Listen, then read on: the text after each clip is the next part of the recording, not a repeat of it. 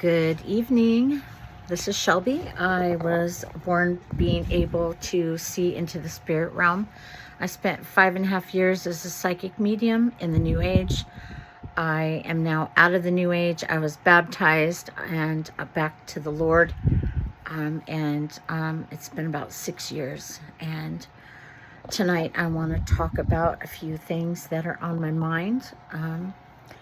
So first I want to share a story with you that happened to me and my brother and his friend when we were younger. I was, I think, about 18 years old, maybe a little older, maybe more like 20 or 21, because I had my second Nova, which was silver. So I think I was about 21. My brother was 2 years and 11 months younger than me. So he was, it was me, my brother, and his friend Paul, and we were in my Nova, and we were driving. We were going from, we had left my mom's house. And at this point, it's like we lived in a triangle. So my childhood home was about 3 miles from a river, a large river. And my cousins lived right on the road that the river was on. And then my mom ended up getting remarried, and they ended up moving into a house that was like one town over to the left, and about the same distance from my cousin's house. We were going to see my cousins. We got in my Nova, and my mom they lived at the end of a cul-de-sac, and I still lived with my dad. My brother, I think, lived with my mom at this time. So I had gone to get him and his friend, and we were headed over there. Well, we got in my Nova, and like I said, they lived at the end of a cul-de-sac. When my car gets spotlighted, I thought it was a cop. You know how they'll spotlight your car. I thought it was a police officer, a cop. We all did. We don't see a car, though. We start driving up to the top of the road. And there is this craft. And what I'm about to tell you is going to sound completely far-fetched. I drew a picture of it, but I'm in the middle of moving, so I don't have it out. But I'll explain it to you. It was absolutely enormous. It was at least the size of a football field. It changed shapes, but when we first saw it, it was more like a rectangle with like a kind of a rounded front, and then underneath of it were lights. I wish that picture was sitting out, but it's not. Anyways, it had no noise to it. There was no sound. It was about a telephone pole and a half up above my car, and it followed us from my mom's house to the road the turnoff to get to my cousin's. The lights underneath were, it was like there was this light system that there were red lights and white and I think yellow, and they kind of turned. It was black, as far as I could tell. I mean, it was at night, but my brother was hanging out the window. Like, they wanted me to stop. I didn't stop. I kept thinking we were going to get abducted. This is the first time I've told this story. It just wasn't safe, ever to tell this kind of story. Anyways, I didn't stop. I didn't want to stop. I was freaking out. It was so gigantic that I can't even explain how humongous this thing was. I mean, it was huge. It was like I said, the size of a football field. It changed shapes. Now, do you guys remember the Millennium Falcon? It's like it all of a sudden its wings went back and the front. It's hard to explain. And when we turned left to go down the road to where my cousins lived, it kept going like towards this little town, the nearest town to us, that literally you blinked and you passed the town. It kept going. It didn't, you know, it didn't continue to follow us, you know, at that point. We got to my cousins, and I remember we were asking them what time it was. This was in the 90s, the early 90s, and you know, we just, you know, and there didn't seem to be any missing time, but I mean, we now know that there could have been missing time and we would have never known it anyway. But there didn't seem to be any missing time. That was the first time that we had ever seen anything like that. There was no windows, there was nothing like that. We couldn't see into it by any means. We just got a very good look at the bottom of it because it stayed right over my car. It stayed over my car the entire 3 miles, about 3 or 4 miles. It stayed right over my car. And I mean close over my car. Like I said, about a telephone pole and a half above my car. No sound whatsoever on this thing. No sound. Wasn't too long after that my mom and myself had, you know, we had met my aunt and my cousin to go see Needful Things by Stephen King. I was at their house, you know, and my mom had met me there because obviously we lived in different houses. I was still living at my, you know, childhood home with my dad. And so when she left, she went left and like went to get on the freeway where I was going the back roads back home, you know, and, off to the left-hand side was this craft, and it was following me home. Now, it stayed above the river when it followed me. I was on the road, and it stayed above the river. And, you know, I had to go up a bluff and then back down it. And it paced me. And then when we got, you know, to the part where the bluff was, you know, and then up the hill, that thing went under the water. It went underwater. It was smaller. I mean, obviously it was a lot smaller. It went under the river. We continued to see these things, you know, growing up. There was one that my dad saw over our house when he was digging. Him and our neighbor was digging, you know, for our pool that we had in our backyard.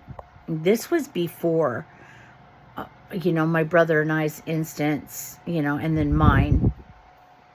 My dad had seen it with his friend, with the neighbor guy, you know, outside above our house. And then my brother, same guy, friend that was with us when we saw that really big one. He lived like across town from us, but also kind of out in the country area, just way across town.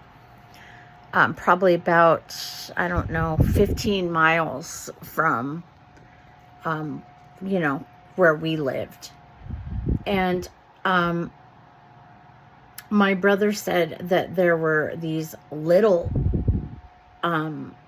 crafts that were flying over his friend's house, and he said that they could see the aliens inside of them. I mean, they're not aliens, but anyways, what we would consider the grays. And my brother said they were waving out these windows, you know, waving at my brother and his friend.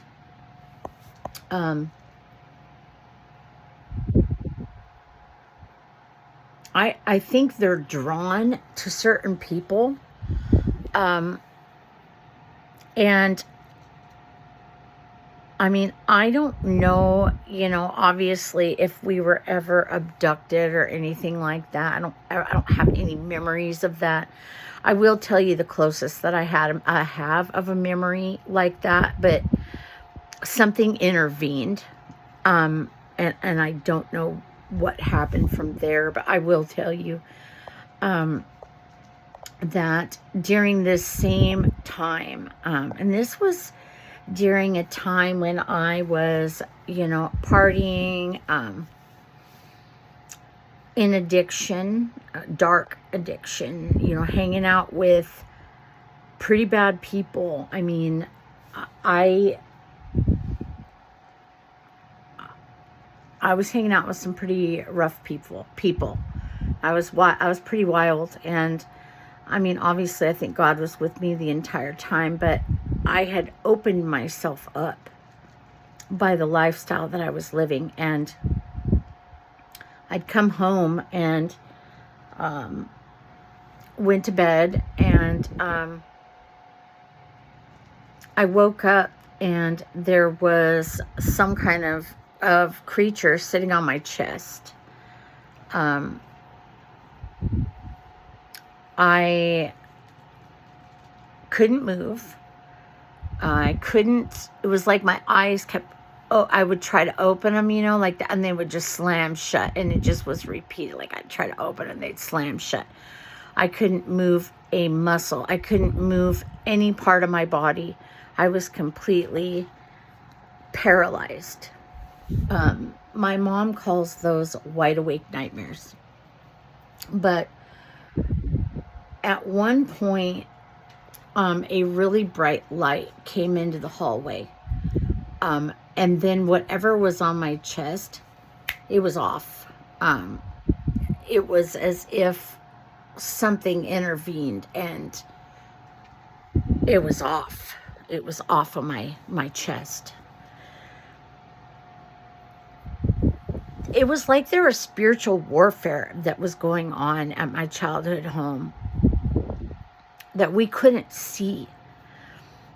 You know, even when, you know, I mean, I have so many stories I could tell you, but even when I came back to my childhood home, you know, I've told this story before, but I literally had this demonic woman threaten me that, you know, to do harm to me. And she threatened to do something to my leg, and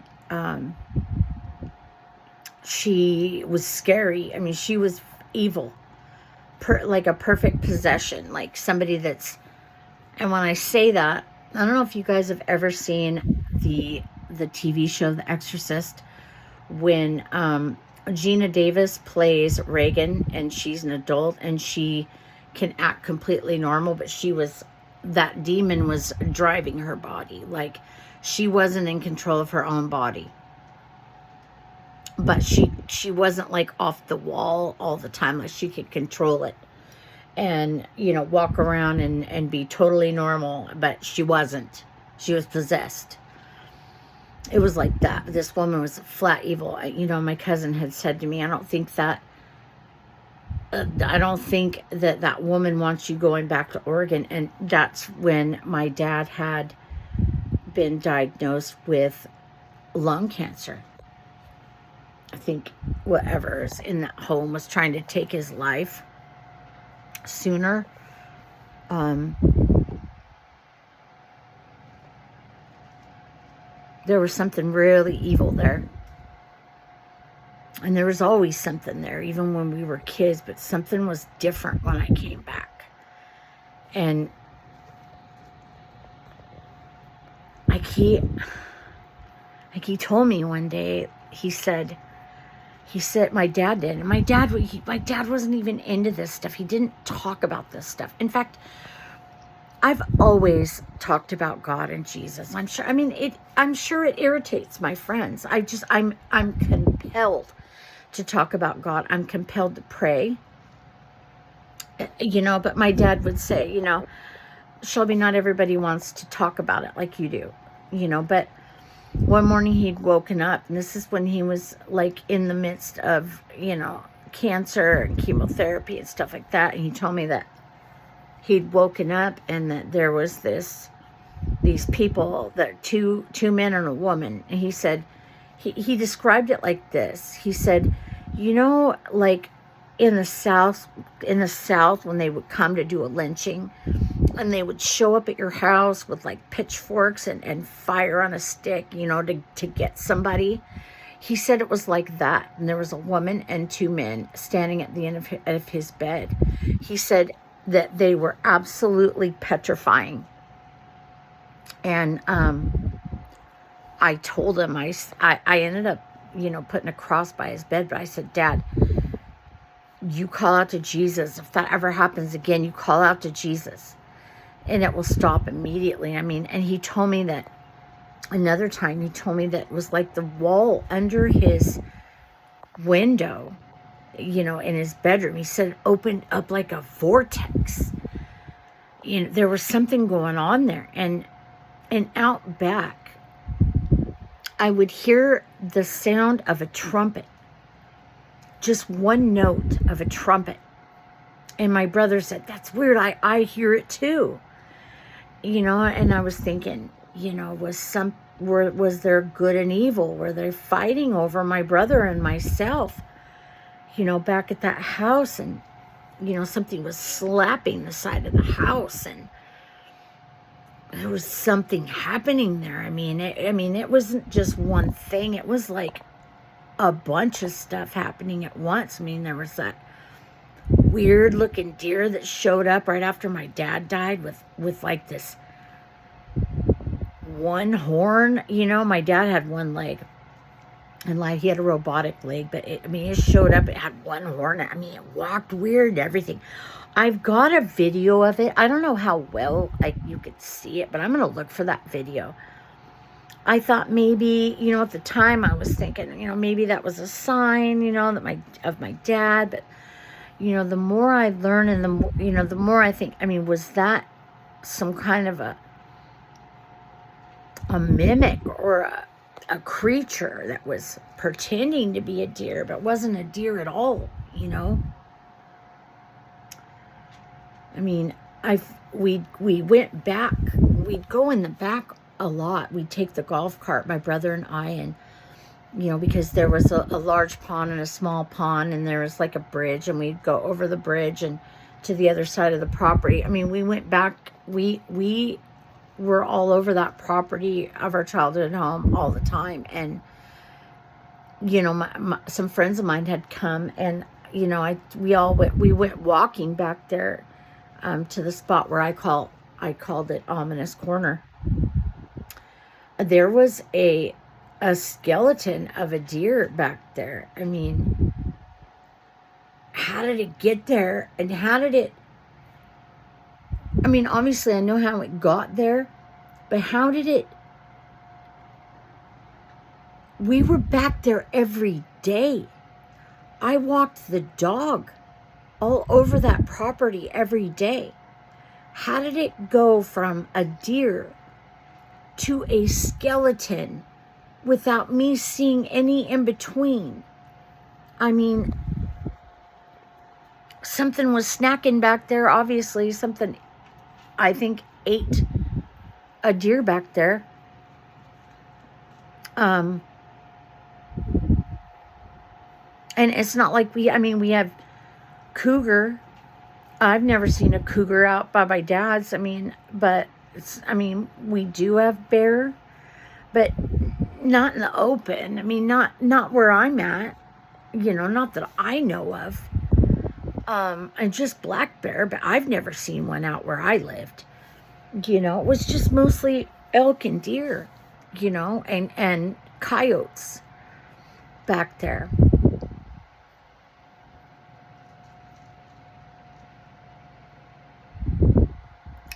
They're not from other planets. They're demons. They're not good. And I remember when I was in the New Age, people would be having these conversations, with these aliens, and doing these Reiki sessions where they'd be sending energy to you from the aliens, and they're not, they're demons. They're demons. They're demonic. They want you to think they're aliens, but they're not. They're not from another planet.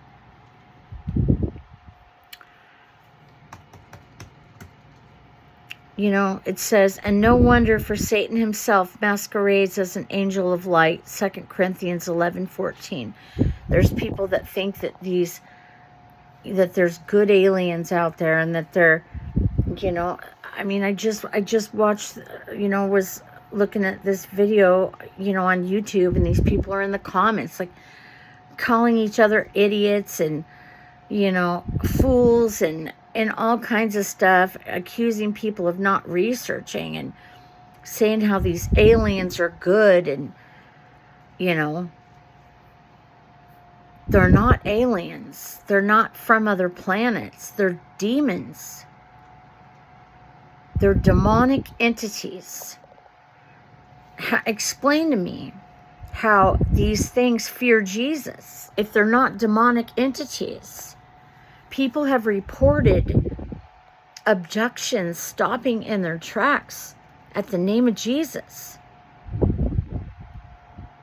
They're not aliens. And it's like, some people, they just, no matter what you say, they won't believe it. They can't wrap their head around it. They refuse to believe it. It wouldn't matter what you said. They won't believe it. Let me look something up here.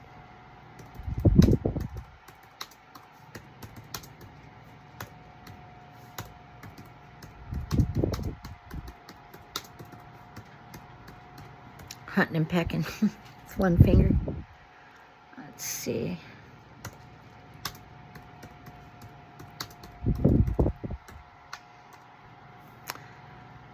Okay.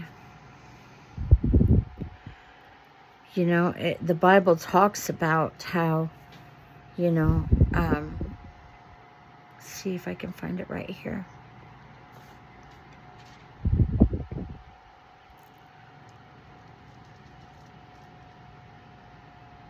Let's see. These are all Genesis. Let's see if I can get past. Let's see here.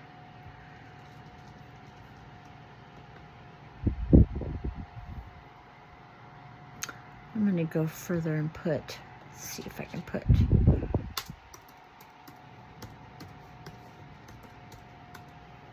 Revelation.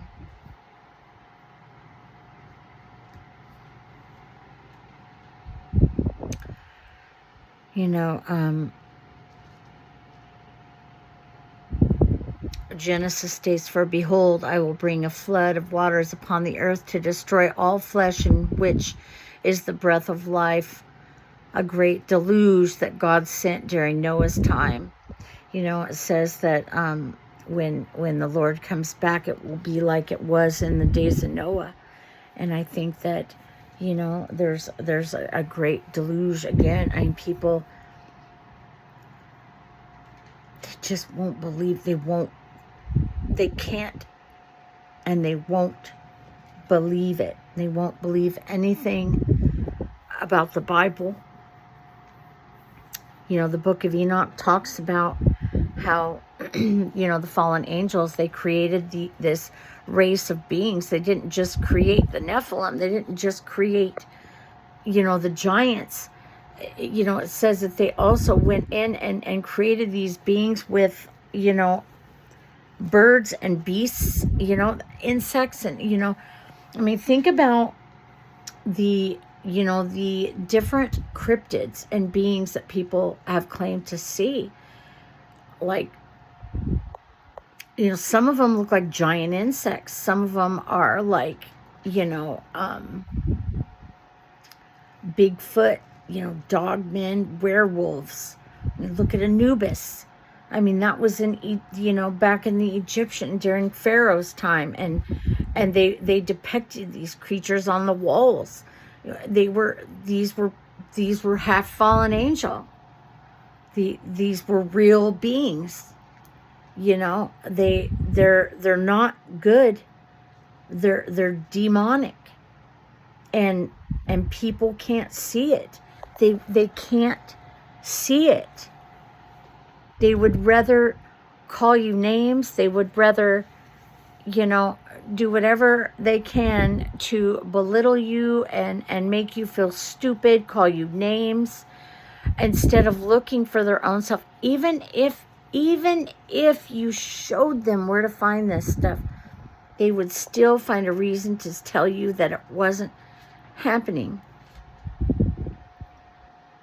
But Jesus is at the door now. He's coming, you guys. He's coming. And we're not ready for him. Nobody's ready for him. I'm not ready for him.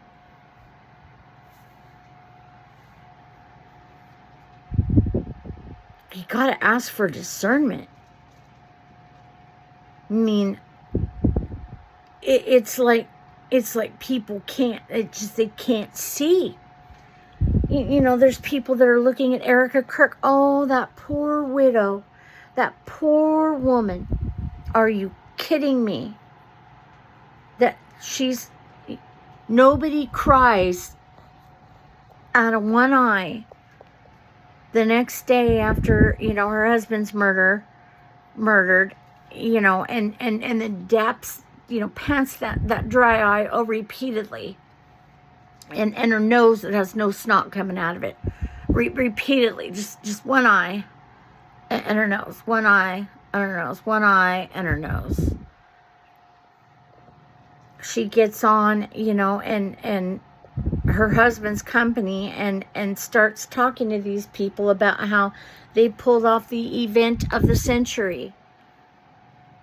Her husband just died. And people can't see it. And, you know, and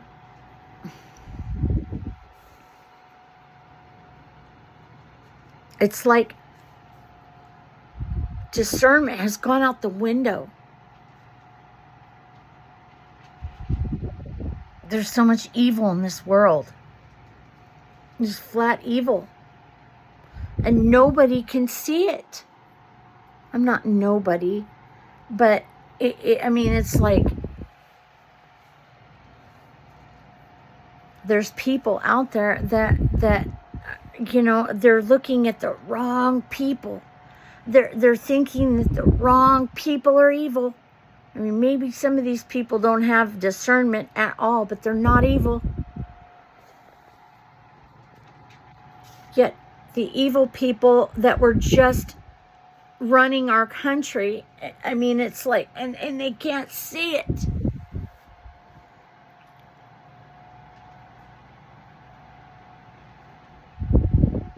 You know, and trying to tell these people what was happening years back, you know, during COVID and what these celebrities were doing and what these politicians were doing. And oh, Shelby, there is no agenda.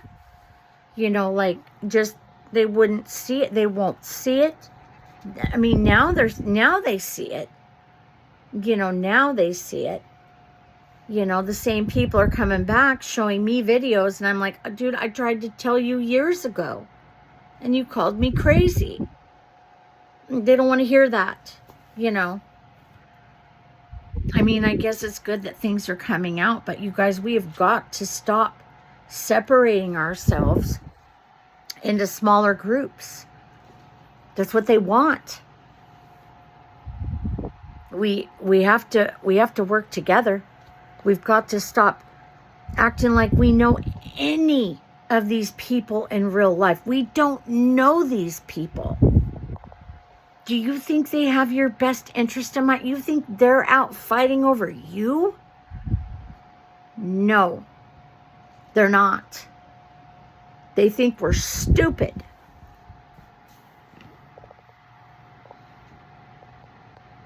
Do you think that if President Trump was really in those files, that they wouldn't have released it when they were in the office and put him behind bars?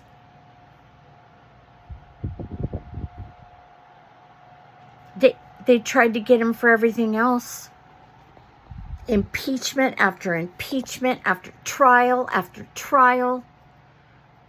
making up these stupid things that people, oh no, he did it. Why isn't he in prison then? And now it's like, well, he didn't want to release him. Why weren't they released years ago? And I'll tell you, there's a reason that's coming out. There's going to be a reason, and it's going to be unlike what you guys think. And it's going to come out about why things weren't released right then. And it's not what anybody thinks. It's a lot deeper than anybody thinks, but it's not what you think it is. It's what a lot of people are hoping for because they hate him so bad. They can taste it. And they don't even know him in real life. They don't know any of these people in real life. None of them. And we're unfriending friends and family over people we don't even know in real life. Make it make sense. Make it make sense. Jesus is coming.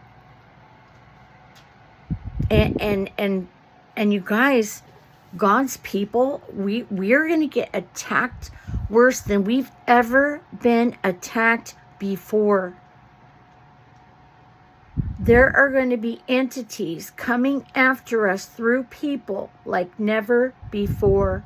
And these are going to be people that are close to you.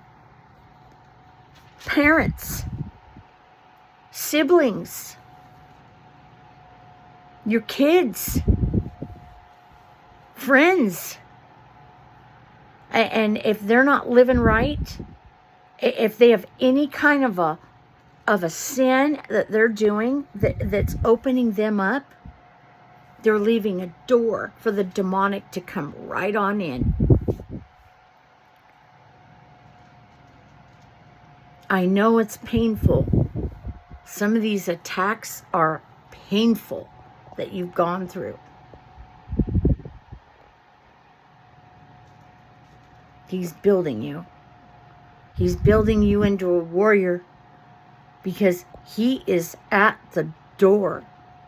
At the door. How was he going to get our attention any other way? There are people that cannot move forward on this next journey with us. We're going to have to put on the full armor of God.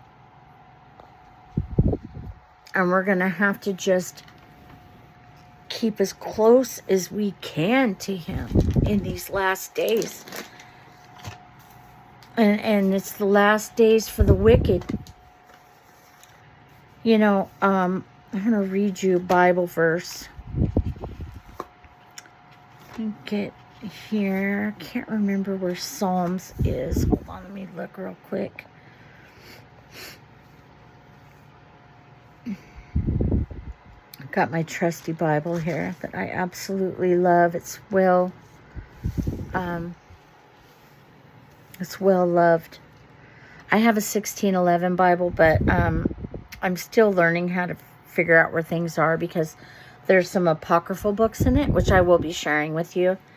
Okay, where is Psalms? Psalms, Revelation. Okay. I'm sorry. Give me just a second. It's important. 491.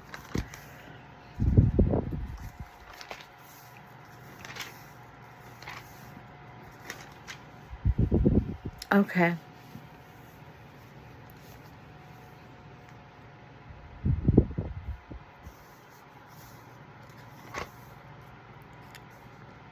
I'm almost there.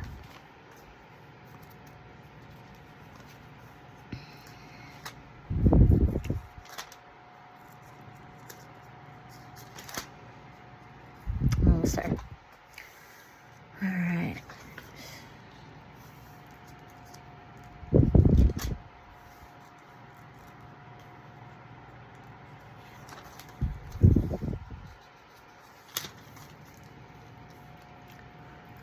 Okay. Lord, how are they increased that trouble me? Many are they that rise up against me. Many there be which say of my soul, there is no help for him in God. Selah. But thou, O Lord, art a shield for me, my glory and the lifter up of mine head. I cried unto the Lord with my voice, and he heard me out of his holy hill. Selah. I laid me down and slept. I awaked, for the Lord sustained me. I will not be afraid of 10,000s of people that have set themselves up against me round about. Arise, O Lord, save me, O my God, for thou hast smitten all mine enemies upon the cheekbone. Thou hast broken the teeth of the ungodly. Salvation belongeth unto the Lord. Thy blessing is upon thy people. Selah. He sees you, and he's there. We can't always tell. You know, sometimes we might feel so alone, so utterly alone. And people that we thought were there for us, they're not. And some people, the things that they're going to be capable of are heartbreaking. But we have to stay close to the Lord. We just stay close to the Lord at all times. And when you start feeling yourself feeling bitter in your soul, when you start feeling yourself getting like unforgiveness, you call out to the Lord right then. I rebuke it in the name of Jesus. Lord, please help me. You know, take this bitterness out of my soul. I rebuke any demonic force that is trying to make me feel this way. You go straight to God. Don't let it get to you to where it is. It's like a spiritual battle right now in the mind. And the goal is your very soul. You belong to God.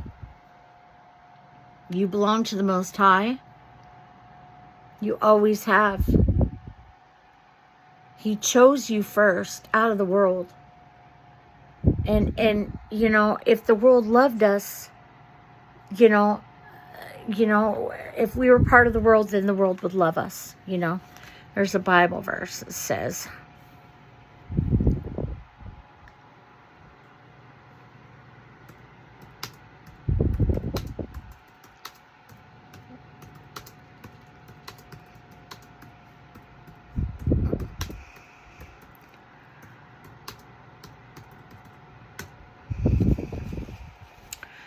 okay, so it's John 15.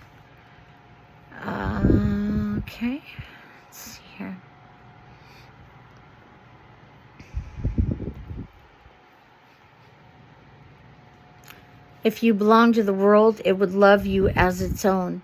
As it is, you do not belong to the world, but I have chosen you out of the world. That is why the world hates you. John 15, verse 9. You got this. I've got this. We have to remind each other. When one falls, the rest of us gather around and we pick that person back up. We pick our battles and we help people that cannot see the truth. And sometimes nothing we say is going to work. So all we could do is, like Elisha did in the Bible. When, he was surrounded, when they'd stayed at that, that in that town, and, his servant had woken up and seen the army coming towards him, and he's freaking out. And Elisha's like, there's more, with us than them, and he says, Lord, remove the scales from his eyes. And then all of a sudden, his friend, the servant, sees the army of God, and they are massive all around, and well outnumbering this little puny army. He sees the Lord's army, and all of a sudden he's just like, wow, and then Elisha says, blinds this army, and they're blinded, and they come up, and Elisha literally says, you're in the wrong place. It literally leads them right back to the enemy's, right into the enemy's arms. God has you. We're not always going to see it, but it doesn't mean that he's not there. And I hope that you remember this. Every day, take out your Bible and read in it, and keep as close to God as you can get, because he's coming. He's coming. I don't want you caught unaware. And I don't want you thinking these aliens are good. I want you to have discernment to see the truth for what it is. And this world is stranger than fiction. And I think we're all coming to realize this, that things are not as they seem. There's so much out there, and not one person could know everything. There's just too much. And one day when we all cross, we're going to have all that information. But for now, we have to do the best we can in our human bodies. And we have to stay as close to God as we can get. And to remember, we're going to keep learning until it's our time to meet the Lord. There's no way to know everything. I'm learning and then relearning and then figuring out maybe I don't have everything correct, and relearning it and saying, oh, okay, well, I used to think this, I was wrong. It's this way, This is what happens. We're human. This is why we've got to continue to study. We don't take anybody's word for anything. Demand the truth. Demand facts. Not what somebody says. Demand facts.